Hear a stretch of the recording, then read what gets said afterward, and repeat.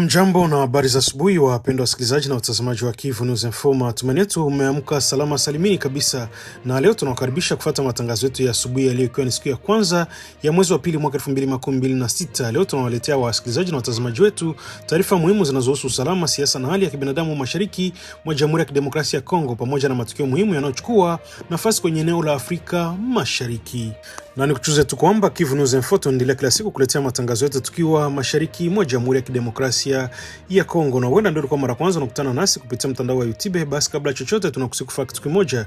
Usisahau kusubscribe, kulike, comment na kushare, na kwa lugha nyingine wanasema kujabone, kueme vile na kupartager. Na basi kama tayari utakuwa umeshafanya hivyo, acha tuendelee kusema asante sana kuchagua Kivu News Info kama kituo chako chema cha matangazo. Ni yetu na mazungumzo yetu ya kila siku ni kuhakikisha tunakuletea habari sahihi zenye kuaminika tena kwa muda muafaka. Hivyo basi na uendelea kutuandikia kwa namba zetu za WhatsApp na ukatujuza unasikiliza Kivu News Info kwa sehemu gani, na uenda ukatuambia maoni yako aiza mapendekezo yako. Langu jina mimi ni Teloje Longa, basi nakualika kuwa na mimi mwanzo hadi mwisho wa matangazo yetu ya asubuhi ya leo tarehe ya kwanza mwezi wa pili mwaka 2026. Ni Kivu News Info, sauti ya wananchi, karibu tukupashe.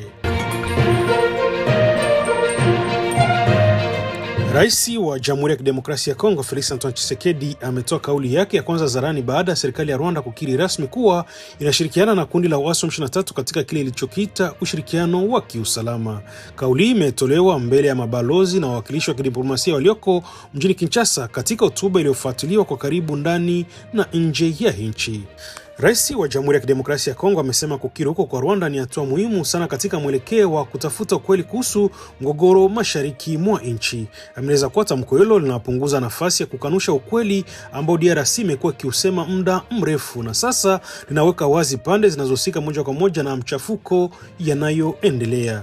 Kwa mujibu wa rais wa Jamhuri ya Kidemokrasia ya Kongo, dunia haiwezi tena kubaki katika maeneo ya kulaani tu, bali lazima ihamie kwenye hatua za utekelezaji wa sheria za kimataifa, maazimio ya Baraza la Usalama na Umoja wa Mataifa, pamoja na makubaliano ya kisiasa yaliyosahiniwa.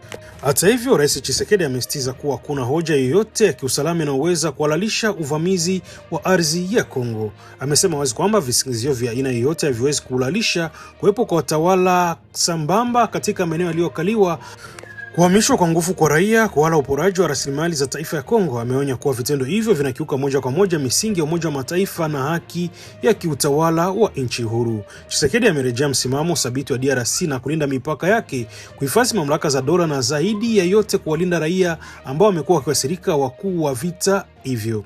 Amesema serikali yake itaendelea kutumia njia zote halali za kidiplomasia, kisiasa na kisheria ili kuhakikisha amani ya kudumu inarejea mashariki mwa nchi. Kauli inakuja wakati mapigano mapya yaliripotiwa katika baadhi ya maeneo ya Kivu Kaskazini na Kusini, hali inayozidisha wimbi la wakimbizi na mateso ya kibinadamu.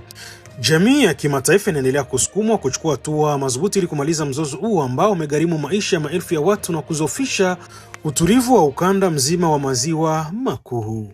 Excellences, Mesdames et Messieurs, la République démocratique du Congo, fidèle à ses valeurs de transparence et de responsabilité, a toujours tenu le même langage. La paix ne se négocie pas au prix du mensonge et ne se construit pas sur l'impunité. Et aujourd'hui, un développement majeur intervenu récemment vient nous conforter dans cette position. Il mérite d'être considéré avec le plus grand sérieux car il engage la responsabilité de la communauté internationale et appelle désormais des conséquences pratiques. Depuis des années, nous dénonçons, preuves à l'appui, le soutien extérieur dont bénéficie la violence armée sur notre sol. Et voici que, dans une déclaration officielle faite ces derniers jours devant le Congrès des États-Unis d'Amérique, une haute représentante de la République du Rwanda a reconnu l'existence d'une coordination sécuritaire avec les rebelles de l'AFC M23. Cette reconnaissance n'est pas un détail de communication, encore moins une stratégie politique. Elle est claire, d'une lumière crue, ce que de nombreux rapports et de multiples partenaires relevaient depuis longtemps, c'est-à-dire l'existence d'un appui déterminant à un mouvement armé insurrectionnel opérant sur le territoire souverain de la République démocratique du Congo. Cet aveu constitue un tournant majeur. Il réduit l'espace du déni, clarifie les responsabilités et oblige chacun à passer des exhortations aux mécanismes d'exécution, ceux du droit international, ceux des résolutions du Conseil de sécurité et ceux des engagements politiques librement souscrits. Mais permettez-moi d'être parfaitement clair sur ce point. Aucune cause, aucun récit, aucune justification sécuritaire ne peut légitimer l'occupation de fait, les administrations parallèles, les déplacements forcés, ni la prédation des ressources au détriment d'un État membre. Jumla ya waasi 12 wa kundi la Twirwaneho wameuawa na jeshi la Jamhuri ya Kidemokrasia ya Kongo. Mapigano yalitokea siku ya Alhamisi tarehe 29 Januari na kusababisha jeshi kupata udhibiti wa maeneo kadhaa yaliyokuwa mikononi mwa waasi hao. Kwa mujibu wa msemaji wa jeshi katika ukanda huo, Luteni Mdogo Kalonji Bwirigene, operesheni hizo zimewezesha kukamatwa kwa silaha 21 za aina mbalimbali pamoja na vifaa vingine vya kijeshi. Ameongeza kuwa waasi wengine walijereuliwa huku jeshi la Jamhuri ya Kidemokrasia ya Kongo FARDC likifanikiwa pia kukamata jenereta, vyombo vya usafiri, masanduku ya risasi na vifaa vya mawasiliano aina ya Motorola. Akizungumza na waandishi wa habari siku ya jana Jumamosi tarehe 31 Januari, msemaji wao ametangaza kuwa jeshi limefanikiwa kurejesha udhibiti wa eneo la kimkakati la Point Zero linalochukuliwa kuwa njia kuu kuelekea milima Mukera, Kanguli, Magorori, Bibokoboko pamoja na mji wa Baraka katika wilaya ya Fizi. Hatua inaelezwa kuwa pigo kubwa kwa makundi yenye silaha yanaendelea kuvuruga usalama kusini mwa Kivu. Ameongeza kuwa operesheni ya kusafisha mji wa Uvira bado inaendelea, hasa katika maeneo ya umma yaliyokuwa yametengwa na mabomu ya vipulizi kwa waasi wa M23 kabla ya kujiondoa. Jeshi linasema kipaumbele kwa sasa ni kulinda raia na kuhakikisha huduma za kijamii zinarejea katika hali ya kawaida. Ikumbukwe kuwa Jumatano iliyopita bomu lingine lilipuka katika soko ya Sange wilayani Uvira na kusababisha vifo vya watu 5 huku zaidi ya 10 wakijereuliwa. Tukio hilo linazidisha hofu miongoni mwa wakazi, na jeshi la Jamhuri ya Kidemokrasia ya Kongo imesisitiza kuendelea kuhakikishia usalama raia pamoja na kufuatilia wahusika wa vitendo hivyo vya uhalifu. Sekta ya Wanianga na Bakano ambazo zinaunda eneo la Walikale katika mkoa Kivu Kaskazini zinakabiliwa na ongezeko kubwa la migogoro inayohusiana na mamlaka kimila pamoja na usimamizi wa ardhi.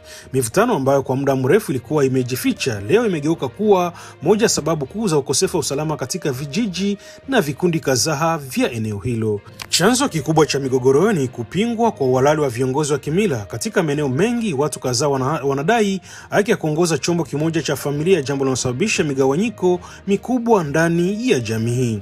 Ushindani huo umeharibu mshikamano wa kijamii, umeshtisha kuishi pamoja kwa amani na kuzalisha hali ya kutokuaminiana miongoni mwa wananchi. Hali ya ardhini inaonyesha kuwa mizozo hii mara kwa mara imegeuka kuwa mapigano kati ya wafuasi wa pande zinazopingana, na wakati mwingine kusababisha vifo na kulazimisha wakazi kuyahama makazi yao.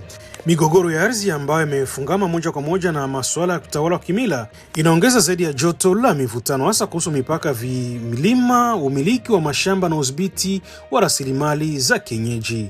Kutokana na ukubwa wa tatizo, tume ya ushauri na utatuzi wa migogoro ya kimila imeeleza kuzidiwa na wingi wa malalamiko yanayoendelea kuongezeka. Ingawa wajumbe wake wanaendesha vikao vingi vya upatanishi ili kupunguza mivutano, juhudi hizo zinakwamishwa na ugumu wa kesi, ukosefu wa nyaraka rasmi na kuingiliwa kwa kisiasa katika baadhi ya madai. Katika kutafuta suluhu ya kudumu, mkuu wa sekta ya Wanianga ameanzisha mpango wa sensa shirikishi ya vilima na viongozi wake wa kimila. Lengo ni kutambua kwa makubaliano wa wamiliki halali, kufafanua mipaka ya maeneo na kuunda kazi ndata ya kuaminika kuhusu mipangilio ya utawala wa kimila. Mpango unatajwa kuwa nyenzo muhimu ya kuzuia migogoro ya mara kwa mara na kurejesha taratibu amani ya kijamii katika ngazi ya misingi. Hata hivyo, mafanikio yake yanategemea ushiriki wa kweli wa jamii husika, uwazi wa mchakato mzima pamoja na uungwaji mkono thabiti wa mamlaka za kiutawala na za kisheria. Habari za kushtua zinaendelea kuibuka kuhusu maafa yaliyotokea katika mraba wa machimbo ya Rubaya mkoani Kivu Kaskazini, ambako mamia ya wachimbaji wanadaiwa kupoteza maisha baada ya ardhi kuporomoka. Picha mpya zinazosambazwa kwenye mitandao ya kijamii zimezua hasira na majonzi makubwa, zikionyesha hali halisi ya hatari wanayokabili nayo wachimbaji wa madini katika maeneo yaliyo chini ya udhibiti wa waasi wa M23. Katika video iliyosambazwa na kituo cha MTV, gavana wa Kivu Kaskazini kwa upande wa waasi wa M23 Bahati Musanga Erasto anaonekana akishangazwa kukutanana na mtoto mdogo mwenye umri wa miaka 2 miongoni mwa wachimbaji walionusurika. Tukio hilo limeacha wengi vinywa wazi na kuibua maswali mazito kuhusu matumizi ya watoto katika shughuli za uchimbaji. Katika mazungumzo hayo, Bahati Musanga anasikitika akioji hali ya mtoto huyo na mavazi machafu waliokuwa nayo wachimbaji. Atawezaje kupona akiwa na nguo chafu hivi? Mwiteni msimamizi awanunulie mavazi mapya, tizameni huyu naye ni mchimbaji. Maneno haya yamechochea mjadala mkali kuhusu wajibu wa viongozi wa waasi katika kulinda utu na haki za watu walio chini ya himaya yao. Wadadisi wa masuala ya kibinadamu wanasema picha hizi zinaonyesha kwa mara nyingine mazingira magumu na yasiyo salama ambayo raia wakiwemo watoto walazimika kufanya kazi za hatari ili kujipatia riziki. Shughuli za uchimbaji za kienyeji katika maeneo yanayodhibitiwa na makundi yenye silaha zimekuwa zikifanyika bila uangalizi, huku sheria za ulinzi wa watoto zikinyang'anywa waziwazi. Tukio la Rubaya sasa limeibua mjadala mpana kuhusu unyonyaji wa rasilimali, ajira ya watoto pamoja na wajibikaji wa uongozi wa M23 katika kusimamia maeneo ya migodi. Mashirika ya haki za binadamu yanatoa wito kwa jumuiya ya kimataifa kuchukua hatua za haraka ili kulinda watoto na wachimbaji wanaoendelea kufanya kazi katika mazingira yanayotishia maisha yao. Hapana, namna gani? Mtafute wa administrateur, mtafute aba watu washongelea aba wagonjwa, babauzie na mango zingine babadilishe. Ona jinsi mambo inafanana.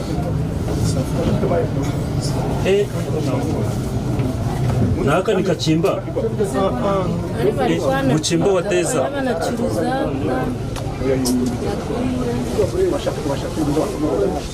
na kule kwa nyina bleso ampondo ule naye banamule.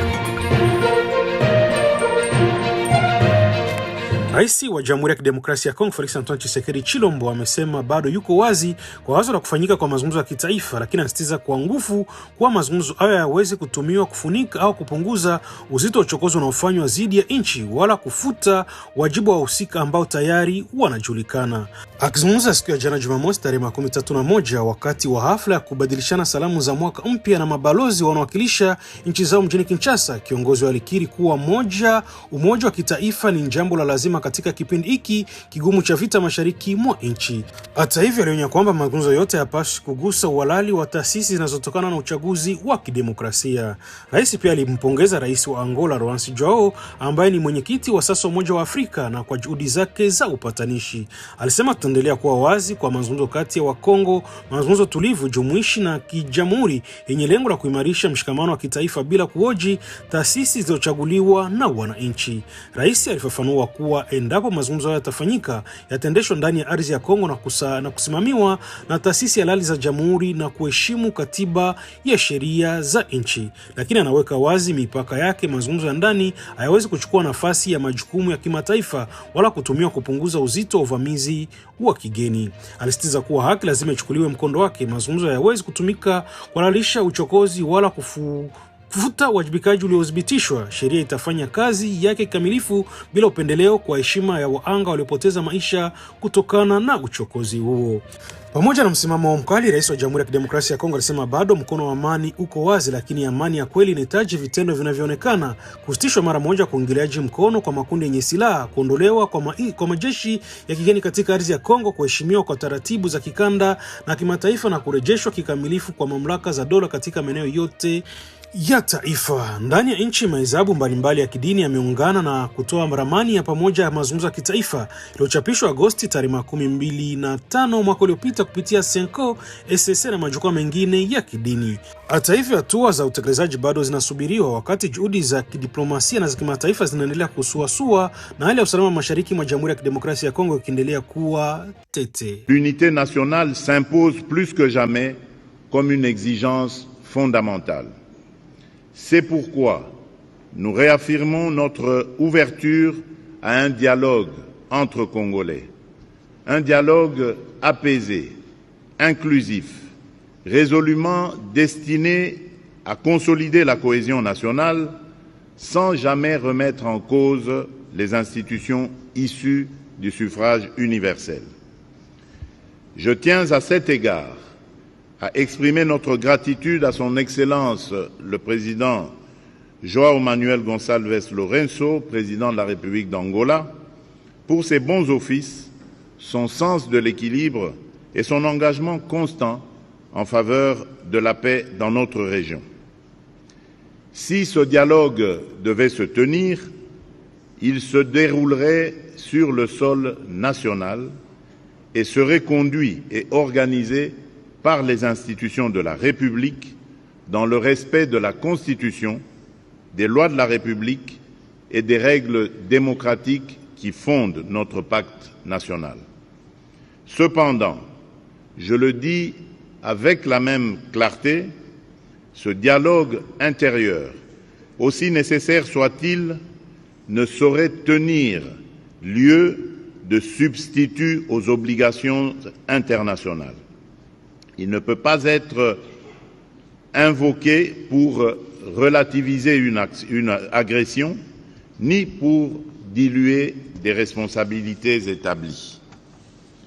Comme je l'ai dit lors de mon dernier discours sur l'état de la nation devant le Parlement réuni en congrès, la justice suivra son cours normal, avec rigueur, jusqu'au bout et sans complaisance, afin d'honorer la mémoire de celles et ceux injustement tombés.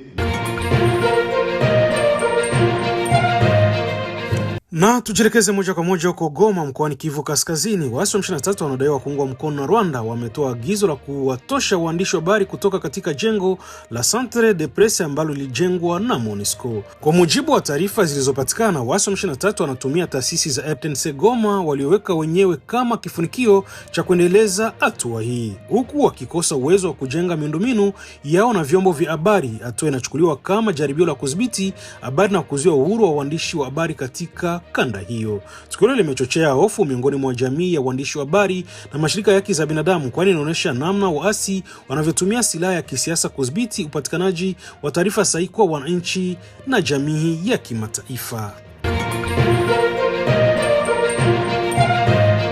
Siku ya jana Jumamosi tarehe 31 Januari, Claude Inkalabai Ekolomba, kiongozi wa kisiasa wa Kongo anajulikana kwa uhusiano wake wa karibu na rais wa Jamhuri ya Kidemokrasia ya Kongo, alionekana Goma akiwa pamoja na Corneille Nangaa.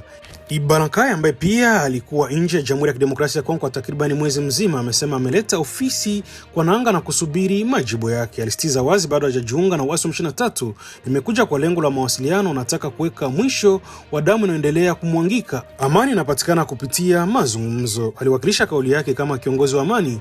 Ibalankai alieleza kuwa anatafuta suluhu ya amani na kutambua pengo kubwa lililojitokeza kati ya Rais Tshisekedi. Aliongeza kuwa anaweza kuingilia kati kama mshauri wa nje kwa waasi wa M23 hadi pale jibu rasmi la Corneille Nangaa litakapopatikana. Kumbuka kuwa Claude Inkalabai Ekolomba alikuwa mratibu wa mchakato wa taifa na ufuatiliaji wa makubaliano ya Addis Ababa unaohusiana na utekelezaji wa ahadi za kikanda kuhusu amani na usalama mashariki mwa DRC. Aliteuliwa pia kwa balozi wa mzunguko wa Rais Tshisekedi tarehe 23 Mei mwaka 2023, jukumu la uhusiana na ofisi ya rais.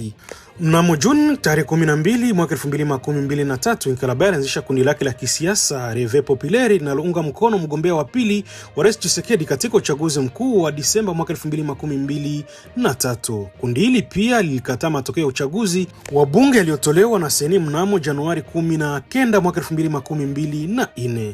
Tukio la Goma linaashiria juhudi za Inkalabai kuingilia kati ya mzozo mashariki mwa Kongo na kuanzisha mazungumzo ya kisiasa, huku akijitambulisha kama kiongozi wa amani. Siku ya jana Jumamosi tarehe 31 Januari, rais wa Jamhuri ya Kidemokrasia ya Kongo Felix Antoine Tshisekedi alihudhuria kwa heshima kubwa mazishi rasmi yaliyofanyika kwenye Palais du Peuple, akimtolea heshima ya kipekee Celestin Anzuruni Bembe, kiongozi wa kisiasa aliyeacha alama kubwa katika historia ya kisiasa ya Kongo. Kwa mujibu wa shirika la habari la Kongo, Rais Tshisekedi alisalimu mwili wa marehemu akitambua mchango wake mkubwa katika siasa za taifa. Aiza Izake Chulumbai, makamu wa kwanza wa spika la bunge la taifa, alimsifu Anzuruni Bembe mbele ya viongozi na wawakilishi watumishi mbalimbali wa serikali, alisema kuwa Rais Anzuruni alitambulika Kapa bungeni kama kiongozi wa makubaliano kwa sababu alikubali kujitolea ili nafasi yake ipatikane kwa chombo cha kikatiba kisichoingiliwa. Celestin Anzuruni Bembe alifariki tarehe 16 Januari mjini Bruxelles, na katika maisha yake amedumu kama nafasi kadhaa muhimu ikiwemo kuwa spika wa bunge la taifa mnamo mwaka 1993. Mazishi yake rasmi yatafanyika tarehe 2 Februari, na marehemu pia anatambulika kama baba wa Floribert Anzuruni, waziri wa ushirikiano wa kikanda wa sasa. Tukio limefufua fursa ya kitaifa kumkumbuka kama kiongozi wa ushawishi na mshauri wa makubaliano katika siasa ya Kongo. Jumamosi tarehe 31, Maxime Prevot, makamu waziri mkuu na waziri wa mambo ya nje wa Ubelgiji, alitoa wito wa dharura kuhusu hali ya usalama na kibinadamu mashariki mwa Jamhuri ya Kidemokrasia ya Kongo, akionyesha wasiwasi mkubwa kuhusu mzozo unaoendelea. Akihudhuria kikao cha baraza la mambo ya nje la Umoja wa Ulaya, Prevot alielezea mzozo huu kama mgogoro usiosaulika, akionyesha picha ya hali ya kutisha ikiwemo ukatili wa kingono unaoenea. Alisitiza kuwa kila dakika 4 mwanamke anabakwa na kila dakika 13 mtoto anashambuliwa katika mashariki mwa DRC. Kwa kuwa dharura ni kubwa, waziri wa Belgiji alitaka Umoja wa Ulaya uchukue hatua kali na za haraka. Alieleza kushangazwa kwa masuala mashariki mwa Kongo yametajwa tu mara 2 tu katika mwaka mmoja kwenye vikao vya Umoja wa Ulaya. Alisitiza kwamba mgogoro huo upaswi kusaulika na Umoja wa Ulaya una jukumu muhimu la kuingilia kati. Prevot pia alisitiza umuhimu wa kuendeleza mchakato na upatanishi wa kisiasa bila kuvurugika kwa lengo la kufanikisha kusitishwa mapigano na kuleta amani ya kudumu. Aidha, alitoa wito wa kuondolewa kwa nguvu zote za M23 na za Rwanda pamoja na kuheshimu uhuru wa mipaka ya kijiografia ya DRC. Hata hivyo, alisitiza kuwa dharura hii ya kibinadamu, aliongeza, ni lazima kuruhusu msaada wa haraka na wa kiasili kutoka Umoja wa Ulaya, hasa kwa kutumia tena uwanja wa ndege wa Goma ili kufanikisha misaada ya kibinadamu kwa wingi. Hakuna mjadala kwamba uwanja huu utatumika kwa sababu za kijeshi. Kauli hii inakuja huku jamii ya kimataifa ikiendelea kushinikiza hatua zaidi za kulinda raia na kusaidia wale walioko kwenye mazingira hatarishi mashariki mwa Kongo. Kutokana na hatua ya kisiasa ya hivi karibuni, Burundi inarudi kwenye taswira kuu ya kisiasa za Afrika chini ya uongozi wa Evariste Ndayishimiye. Katikati ya Februari mwaka 2026, Rais Evariste Ndayishimiye atachukua urehemu wa mwaka mmoja wa urais wa Umoja wa Afrika, akichukua nafasi ya Joao Lourenço. Hatua inalenga kuongeza mwangaza na kuonyesha zaidi nafasi ya Burundi kwenye siasa za kikanda na kimataifa, huku ikitoa fursa kuimarisha ushawishi wake katika masuala ya kikanda, kiuchumi na kisiasa. Uchaguzi wa kieneo ni fursa ya Burundi kuonyesha mafanikio yake ya ndani na kuchangia katika mazungumzo ya amani, maendeleo na mshikamano wa Afrika, huku nchi ikijitahidi kudumisha mchango wake katika sera za kikanda. Kilio cha dharura cha mamlaka za kimila katika wilaya Njugu mkoani Ituri kinaendelea kuongezeka kila siku. Kwa takriban wiki 2 sasa, wanamgambo wa Convention pour la Révolution Populaire CRP wameteka groupement ya Sumbuso pamoja na groupement ya Dezena, na baada ya kufukuzwa katika eneo la Bule na jeshi la Jamhuri ya Kidemokrasia ya Kongo, uvamuzi umelazimisha maelfu ya familia kukimbia vijiji vyao. Uwepo wa wanamgambo katika groupement ya Sumbuso si jambo jipya, lakini hali imezidi kuwa mbaya. Baada ya eneo hilo kupitia mateso chini ya kundi la Codeco mwaka 2021, sasa limeangukia mikononi mwa CRP. Matokeo yake ni kwamba angalau vijiji 73 vimeachwa tupu, huku wakazi wake wakikimbia eneo hilo kutafuta usalama. Hali imesababisha maelfu ya watoto kukosa masomo kwa zaidi ya miaka 5 mfululizo.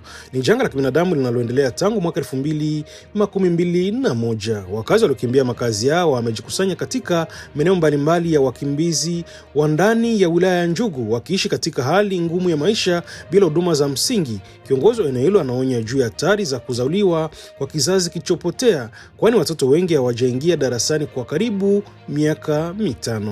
Kwa mujibu wa mamlaka za eneo hilo, hali ya ukosefu wa usalama inachangia moja kwa moja kutokuwepo kwa kudumu kwa jeshi la Jamhuri ya Kidemokrasia ya Kongo katika maeneo ya vijijini. Katika jitihada za kutafuta suluhisho, machifu wa kimila walikutana Alhamisi tarehe 29 Januari mjini Bule na kamanda wa kanda ya 32 ya kijeshi, wakisalisha malalamiko yao na kuonesha kuchoshwa na mzozo unaoendelea bila mwisho, huku wakilaani kuchanganywa kwao na wanamgambo. Walisema wazi, tumeomba jeshi la la Jamhuri ya Kidemokrasia ya Kongo FARDC ivunje kabisa kundi ili la waasi. Tumekuwa tukionekana kama wanamgambo, yali sisi ndio waathirika wakubwa wa machafuko haya. Kwa upande wake, Jenerali Antoine David Mushimba, kamanda wa kanda ya 32 ya kijeshi, alitoa msimamo mkali. Aliwaagiza maafisa wake kuandaa kwa ushirikiano na jeshi la Uganda UPDF pamoja na MONUSCO operesheni maalum za kurejesha mamlaka ya dola katika groupmenti ya Sumbuso. Hadi sasa kurejea kwa wakazi bado ni kwa kiwango kidogo sana, na kinahusu tu baadhi ya maeneo mwambao ya ziwa ambako FARDC tayari imeweka vikosi vya kudumu. Kwa maeneo mengine ya Sambuso, wananchi bado wanasubiri ishara ya wazi ya usalama kabla kuondoka katika kambi za wakimbizi na kurejea kwenye ardhi yao.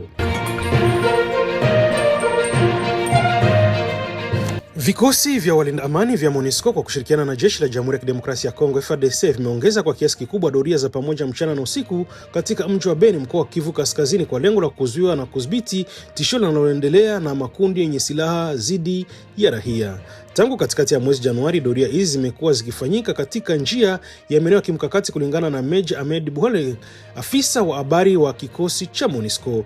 Operesheni hii inafanywa chini ya brigedi ya kuingilia kati inayojumuisha wanajeshi kutoka Tanzania, Malawi, Kenya, Nepal na Afrika Kusini. Inajulikana kwa jina la Operesheni Umoja, ulioanza rasmi tarehe 16 Januari. Kwa mujibu wa afisa huyo, maeneo yanayolengwa katika doria hizo ni pamoja na Soyo, Beni, Mundimbu, Maifasa, Mavivi, Mapiki, Mbau, Oicha na Erengeti.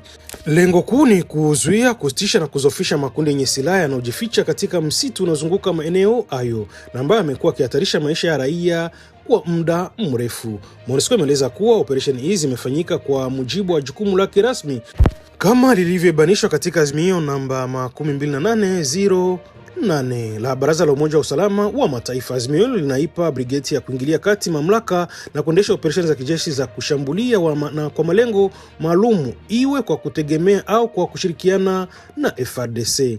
Kwa kupitia doria hizi za pamoja, MONUSCO na FARDC zinalenga kuimarisha mamlaka ya dola, kurejesha hali ya usalama na zaidi ya yote kulinda raia katika maeneo mashariki mwa Jamhuri ya Kidemokrasia ya Kongo ambayo kwa miaka mingi imekumbwa na machafuko yanayosababishwa na makundi yenye silaha. Amjambo na habari za asubuhi, wapendwa wasikilizaji na watazamaji wa Kivu News Info. Matumaini yetu umeamka salama salimini kabisa, na leo tunawakaribisha kufuata matangazo yetu ya asubuhi ya leo, ikiwa ni siku ya kwanza ya mwezi wa pili mwaka 2026. Leo tunawaletea wasikilizaji na watazamaji wetu taarifa muhimu zinazohusu usalama, siasa na hali ya kibinadamu mashariki mwa Jamhuri ya Kidemokrasia ya Kongo, pamoja na matukio muhimu yanayochukua nafasi kwenye eneo la Afrika Mashariki. Na nikujuze tu kwamba Kivu News Info tunaendelea kila siku kuletea matangazo yetu tukiwa mashariki mwa Jamhuri ya Kidemokrasia ya Kongo. Na huenda ndio kwa mara kwanza unakutana nasi kupitia mtandao wa YouTube, basi kabla chochote tunakusihi kufanya kitu kimoja. Usisahau kusubscribe, kulike, comment na kushare, na kwa lugha nyingine wanasema kujabone, kueme vile na kupartager. Na basi kama tayari utakuwa umeshafanya hivyo, acha tuendelee kusema asante sana kuchagua Kivu News Info kama kituo chako chema cha matangazo. Ni yetu na mazungumzo yetu ya kila siku ni kuhakikisha tunakuletea habari sahihi zenye kuaminika tena kwa muda muafaka. Hivyo basi na uendelea kutuandikia kwa namba zetu za WhatsApp na ukatujuza unasikiliza Kivu News Info kwa sehemu gani, na uenda ukatuambia maoni yako aiza mapendekezo yako. Langu jina mimi ni Telo Jelonga, basi nakualika kuwa na mimi mwanzo hadi mwisho wa matangazo yetu ya asubuhi ya leo, tarehe ya kwanza mwezi wa pili mwaka 2026. Ni Kivu News Info, sauti ya wananchi. Karibu tukupashe.